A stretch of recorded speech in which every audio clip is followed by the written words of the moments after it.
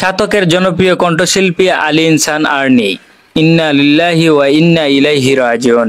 আজ 27 অক্টোবর রোজ সোমবার ভোরে হৃদরোগে আক্রান্ত হয়ে সিলেট এমজি উসমানী মেডিকেল কলেজে হাসপাতালে চিকিৎসাধীন অবস্থায় তিনি শেষ নিঃশ্বাস ত্যাগ করেন। মরহুমের জানাজার নামাজ আজ দুপুর 2 ঘটিকার সময় উনার নিজ বাড়িতে অনুষ্ঠিত হবে। 35 বছর বয়সে থেমে গেল তার প্রাণের গান, স্তম্ভ হলো এক মধুর কণ্ঠস্বর। জীবনের এই পারফিউম শেষ হয়ে গেল প্রতিভান এক শিল্পীর পথ চলা।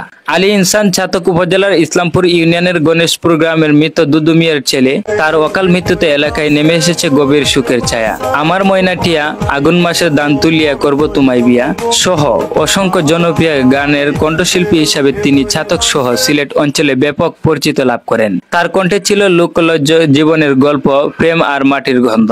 সুরকার ও গীতিকার সঙ্গীত শিল্পী আলী ইহসানের মৃত্যুতে ছাতকের সঙ্গীতগণের এক অপূরণীয় ক্ষতি হয়ে গেল। তার সুরের মধ্যে অন্যরকম এক মূর্ছনা ছিল।